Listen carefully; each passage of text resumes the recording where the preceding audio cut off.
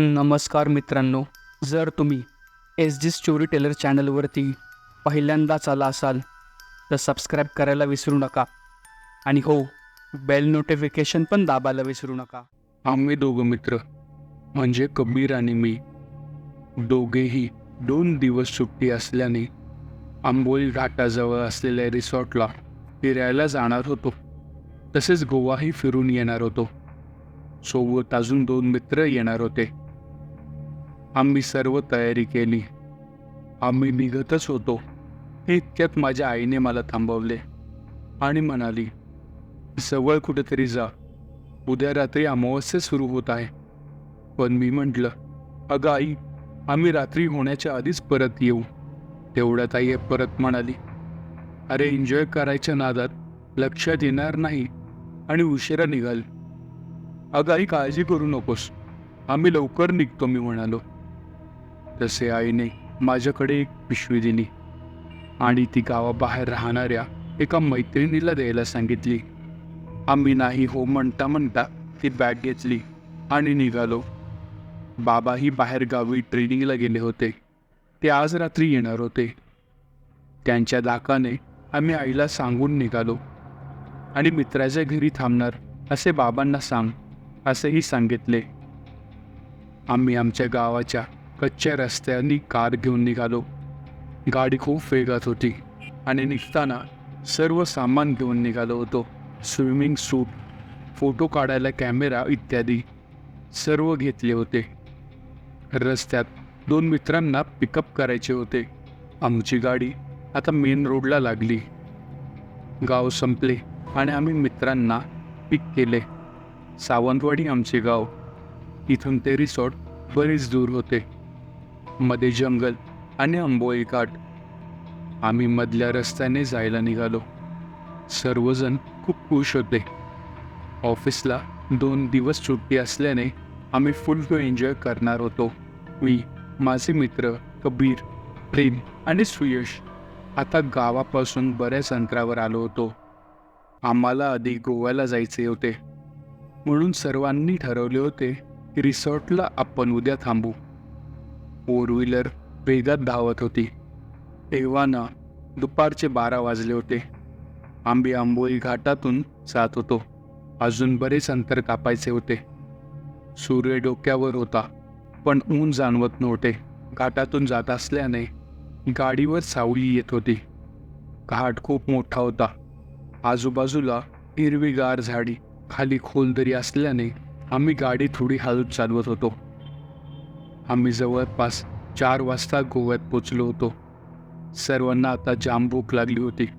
सर्वात आधी एका हॉटेलला थांबून जेवण वगैरे आटोपले आणि आम्ही किनाऱ्यावर निघालो. तरुणाई समुद्राच्या तीरावर बेधुंद हवेत एन्जॉय करत होती. लग्न झालेली जोडपी देखील जहाजात बसून समुद्र फिरण्याचा आनंद घेत होती.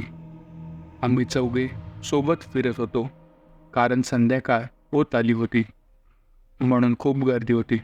आज समुद्रकिनारी मन खूप प्रसन्न झाले होते. एकटक समुद्राकडे बघत राहावे असे वाटत होते. कबीर आणि बाकी दोघे सी डायव्हिंगला गेले होते.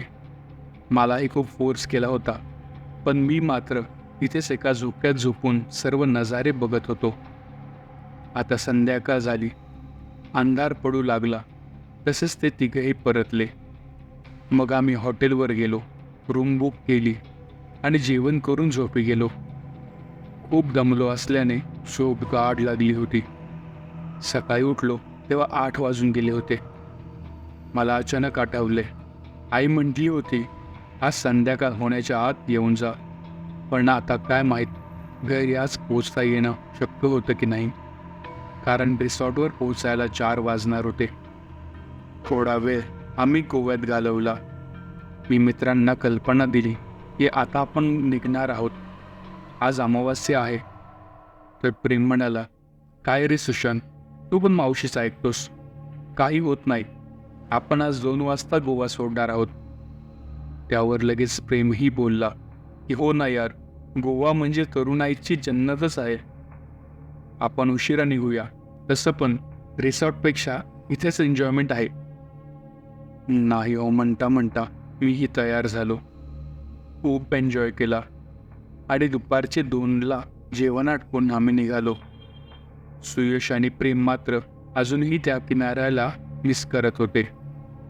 आता रिसॉर्टला पोहोचायला रात्री 8 तरी वाजणार होते. तेवढ्यात आईचा कॉल आला. हा बोल ना गाई. अरे कुठं आहेस? निघाला का परत यायला? हो अगं रस्त्यातच आहोत. किती वाजेपर्यंत याल? बघू, आम्ही रिसॉर्टवर थांबणार आहोत आई. ठीक आहे, आज तिथेच तुम्ही मुक्काम करा. प्रवास करू नका. आज अमावस्या आहे, लक्षात असू दे. हो ग आई, नको काळजी करूस. आणि ती माझी मैत्रिणीला पिशवी दिली का तू? शीट, विसरलो बघ. अरे जाऊ दे, परत येताना देऊन टाक. ठीक आहे आई, ठेवतो. हो बाळ, काळजी घे. असे बोलून मी फोन कट केला. रिसॉर्टवर पोहोचायला अजून भरपूर वेळ होता. प्रेम ड्राईव्ह करत होता म्हणून आम्ही सर्वांनी एक डुलकी काढली. संध्याकाळचे 6 वाजले होते. गोवा हायवेवर गाडी सुसाट वेगाने धावत होती. आता आपण लवकरात लवकर पोचायला हवे असे मला वाटले. आता लवकर कसे पोचावे हा प्रश्न होता. आम्ही गाडी रस्त्यात थांबवली आणि सर्व लघवीला जाऊन आले. इतक्या वेळपासून तसेही सर्व खूप ताटकळले होते. आता कुठेतरी जरा रिलॅक्स वाटत होते.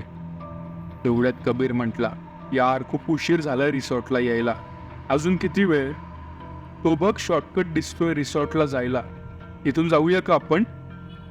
मी म्हटलो, नाही, आपण मेन रोडने जाऊया. आज अमावस्या आहे आणि आपण या रस्त्याशी परिचित नाहीये.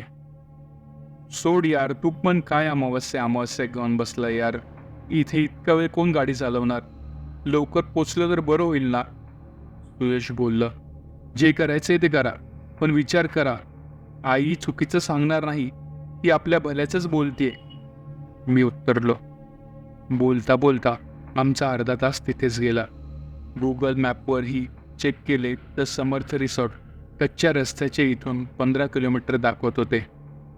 नाईलाजाने मग मीही हो म्हणालो आणि आम्ही त्या रस्त्यावर निघालो. हा रस्ता कच्चा होता पण बरा होता. या रस्त्याने एकही वाहने दिसत नव्हती. मला जरा स्वस्तच वाटत होते. थोडा अंधार पडू लागला होता. आता 6:30 झाले होते, पण असे वाटत होते की जणू काही रात्रच झाली आहे. गाडीच्या काचा उघड्या होत्या आणि त्यातून तेथील ती बाजूची झाडे खूपच भयावह वाटू लागली. मी मागच्या सीटवर बसलो होतो आणि तिथे मी ठेवलेली आईने दिलेली पिशवी मला दिसली. वाटलं बघावं यात काय आहे, पण म्हटले जाऊ द्या. रिसॉर्टला पोचलो की बघूया. 15 मिनिटे उलटून गेली आणि गाडीसमोर एक माणूस उभा दिसला. तो त्या रस्त्यातच उभा होता, ऐन मध्यभागी. आम्ही हॉर्न वाजवला तसा तो आमच्या कारकडे येऊ लागला. तो सरळ येऊन म्हणाला, माझी बाईक खराब झाली आहे, लिफ्ट मिळेल काय? आम्ही हो म्हटलो. तसंच तो चावी घेऊन आला आणि माझ्या शेजारी येऊन बसला. मी दरवाजा बंद केला आणि गाडी परत सुरू झाली. तो माणूस जरा विचित्रच वाटत होता. त्याच्या कपाळाला जखम झाली होती. तो एकटक समोर कधी आमच्या सर्वांकडे बघत होता. काही वेळ होताच त्याला गुदमरायला लागलं आणि तो म्हणाला, आलंय माझं घर, मला उतरवा इथेच. पण आम्ही पाहिलं, जवळपास घर कुठेच दिसत नव्हते. तो म्हटला, जरा आत आहे, इथून चालत जायला वेळ लागतो, मला आत सोडवता का? आम्ही म्हटलो, किती दूर आहे? जवळपास 500 मीटर असेल. ठीक आहे, चला सोडतो आम्ही, असे म्हणत आम्ही त्याच्या मागे निघालो. आता घाईतच मी आईने दिलेली पिशवी आणि एक बाटली त्यात टाकली. म्हणतो, येताना पाणी तरी घेऊन येऊया. तो माणूस कोण होता, काय सांगत होता, आम्हाला काहीही कळत नव्हते. एक माणुसकीच्या नात्याने आम्ही त्याच्या मागे त्याला सोडवायला निघालो. बराच वेळ आम्ही चालत होतो. मी त्या माणसाला विचारले, अजून किती वेळ लागेल दादा? आम्ही जाऊ का आता इथूनच? आम्हाला अजून रिसॉर्टला पोचायचं आहे. त्यावर तो काहीच उत्तर देत नव्हता. आम्ही नाईलाजाने चालत होतो. त्या माणसाच्या अशा अचानक गाडीतून उतरण्याने आम्हाला आश्चर्य वाटले. अशा आडवाटेने घेऊन जाणे मला आता जरा भीतीदायक वाटू लागले. माझे मित्रही काहीच बोलत नव्हते. ते जणू तो चालेल त्याच वाटेने त्याच्या मागे मागे चालत होते. आता अर्धा तास होऊन गेला होता. मी गुगल मॅपवर पाहिले 500 मीटर केव्हाच उलटून गेले होते आणि आम्ही 1.5 किलोमीटर अंतरावर आलो होतो. मला आता काय करावे काही सुचत नव्हते. मी प्रेमला म्हणालो, प्रेम आपण परत जायला हवे, आता खूप वेळ झालाय, आपण चालतोय. पण यावर त्याची एकही प्रतिक्रिया आली नाही. तो मला एक तंद्रीत असल्यासारखा भासत होता. त्याच्या डोळ्याची पापणीही हालत नव्हती. मी टॉर्च चमकून पाहिले तसे तिघेही एकटक समोर बघून काहीही प्रतिक्रिया न देता चालत होते. आता माझी हृदयाची धडधड वाढू लागली. आईने सांगितलेले शब्द आठवू लागले. आई आपल्याला लवकर या म्हणत होती. मी आता निश्चय केला. मी त्या व्यक्तीला जरा जोरात आवाज दिला, ए कोण आहेस तू आणि कुठे घेऊन चाललायस आम्हाला आणि कधी येतोय तुझं घर, लवकर सांग. तसा त्याने मागे बघितलं आणि तो घोगरा आवाजात हसायला लागला आणि बोलू लागला, बसला तू आता तू मरणार. असं म्हणत तो अकरा विकरा हसू लागला. मला तर धक्काच बसला. मी गांगरून गेलो. मला पळावं की काय काही सुचना. तो माणूस मोठमोठ्याने हसत होता, पण प्रेम, कबीर आणि सुयश तिघेही काहीच बोलत नव्हते. कोणीतरी भुरळ पाडावी तसे ते बघत होते. मी आता काहीच करू शकत नव्हतो. तो माणूस हळूहळू माझ्याकडे सरकत होता. मी जागीच थिजून गेलो होतो. जागची हलण्याची सुद्धा माझी हिंमत नव्हती. तरी मी थरथर त्या पायांनी मागे सरकू लागलो आणि मला मागे कशाचा तरी धक्का लागला. मी थांबलो. माझ्यासोबत तो देखील थांबला. माझ्या पायाशेजारी पाहून तो आता रडायला लागला. त्याचं रडणंही खूप जास्त विचित्र होते. पण तो एकटक माझ्या पायाजवळ बघत होता. आता मी ते रेखवटून मागे पाहिले आणि माझी दातखिळीच बसली. मी पुरता हादरून गेलो होतो. माझ्या मागे त्याच माणसाचं प्रेत पडलं होतं आणि तो माणूस त्याच्याकडे बघून कर्कश बोबऱ्या आवाजात रडत होता. आता तो परत माझ्याकडे सरकू लागला आणि तो जसा माझ्यावर हात टाकणार तसंच त्याला एक जोरदार झटका बसला आणि तो तिथून गायब झाला. मीही हे बघून चक्रावलो. या संधीचा फायदा घेत मी माझ्या मित्रांना जोरजोरात हलवले. मी हलवताच ते शुद्धीवर आले आणि इकडे तिकडे पाहू लागले. आपण कुठे आहोत हे त्यांना काहीच कळत नव्हते. कबीर, प्रेम, चला पळा इथून, लवकर लवकर पळा, इथे भूत आहे, आपण चुकीच्या आणि मृत्यूच्या मार्गाने चाललोय. काय काय बोलतोस तू श्रेयश? प्रेम बोलला. हो यार, वेळ नाहीये, नंतर सांगतो, चला पळा लवकर. ते तिघेही माझ्या मागे जीवाच्या आकांताने पळू लागले. त्यांनाही आता परिस्थिती लक्षात आली होती. आम्ही आलेल्या मार्गाने मागे जात होतो. माझ्या मोबाईलला रेंज होती, पण बाकी तिघांच्या अजिबात नव्हती. मला कळत नव्हते हे सर्व तिघांसोबत काय होतंय ते. मी गुगल मॅप ऑन केला आणि आम्ही ज्या कच्च्या रस्त्यावर येत होतो त्या रस्त्याला लागलो. आमची कार अजूनही दिसत नव्हती. जिकडे वाटेल तिकडे पळत होतो आणि माझ्या मागे माझे मित्र. शेवटी दूरच्या रस्त्यावर आमची कार दिसली आणि आम्ही त्या दिशेने पळू लागलो. प्रेमने मला चावी दिली आणि मी गाडीत बसलो आणि 5व्या गिअरवर मी गाडी चालवली. आम्ही सुटकेचा श्वास सोडला, पण तरीही धडधड चालू होते. एक भीती बसली होती, पण माझ्या मनात अजूनही विचार चालू होता की त्या माणसाच्या प्रेताला माझा स्पर्श होताच त्याला का झटका बसला. पुन्हा त्या माणसाचे प्रेत अतिशय जखमी अवस्थेत आमच्या रस्त्याच्या मधोमध दिसले. आमच्या सर्वांच्या काळजात चिर झालं. सुशांत, गाडी पळव, थांबू नकोस, गाडी पळव, असे माझे मित्र म्हणत होते आणि मी तेच केले. गाडी जवळ नेताच ते प्रेत तिथून नाहीसे झाले. असे बरेच वेळा घडले, पण नंतर काही गाडी आम्ही थांबवली नाही. सलग 1 तास गाडी 100च्या स्पीडवर पळत होती आणि ते प्रेतही अधूनमधून दिसत होते. आता तेही दिसणे बंद झाले आणि आम्ही मेन रोडला लागलो. आता गुगलवर चेक केलं तर रिसॉर्ट जवळच होता.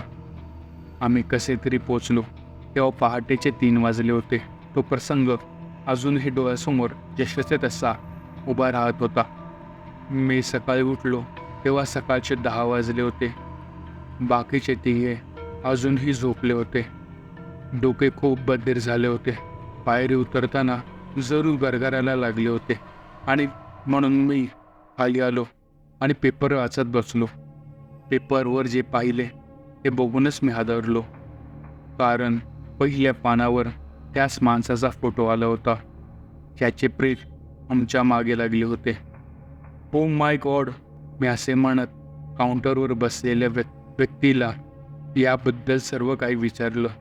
तेव्हा तो म्हटला, त्या माणसाचा त्या रस्त्यावर काल अपघात झाला होता आणि तो रस्ता रात्रीचा बंद असतो, विशेषतः अमावस्येला. जो कोणी तिथून जातो तो वाचत नाही असं म्हणतात. मेलेल्या माणसाचे प्रेत तिथून जाणाऱ्या प्रवाशांना मदत मागतात आणि त्यांना चकवा लागतो. आता मला कळाले, आम्ही चकव्यात अडकलो होतो, पण आम्ही यातून वाचलो. मी आमच्यासोबत घडलेला सर्व प्रसंग त्या काउंटरवर बसलेल्या माणसाला सांगितला. नशीब आहे तुमचं, तुम्ही वाचलात, कारण ते तो आजपर्यंत कोणीही वाचले नाही. नक्कीच तुमच्याकडे काही ना काहीतरी असणार, तो माणूस म्हणाला. हे ऐकून मला लगेच आठवले की माझ्या हातात आईने दिलेली पिशवी होती आणि त्यामुळे तर ती आत्मा परावृत्त झाली नसेल. हा विचार माझ्या मनात चकमकू लागला. मी तातडीने वर गेलो आणि गाडीची चावी घेऊन आलो. गाडी उघडून त्या पिशवीत चेक केले तर त्यात गुरुचरित्र पोथी होती. ती पोथी पाहताच माझ्या अंगावर सरसरून काटा आला. मी पोथीचे दर्शन घेऊन मनोमनी श्री गुरुदेव दत्त म्हटलो. माझ्या डोळ्यातून गाळगाळ अश्रू वाहू लागले. आईने आपली रक्षा व्हावी म्हणून मुद्दाम आपल्याला हे गुरुचरित्र सार दिले असे हे मलाच कळून चुकलेले, कारण गावाबाहेर आईची कोणीच मैत्रीण नव्हती आणि गुरुदेव दत्तांनी आपल्याला वाचवले. जर ही पिशवी आपल्या हातात नसती तर आपलाही फोटो कदाचित या वर्तमानपत्रात आला असता. आईची गुरूंबद्दलची श्रद्धा आज मला कामी आली होती. मी वारंवार श्री गुरुदेव दत्त, श्री गुरुदेव दत्त उच्चारत होतो. कधीही देवाचं नामस्मरण न करणारा त्याच देवाचे नाव सतत घेत होतो. तर मित्रांनो, कशी वाटली तुम्हाला ही गोष्ट? आवडल्यास लाईक, शेअर, कमेंट आणि हो, सबस्क्राईब करायला विसरू नका आपल्या चॅनलला. तर भेटूया पुन्हा एखाद्या स्टोरीबरोबर. धन्यवाद.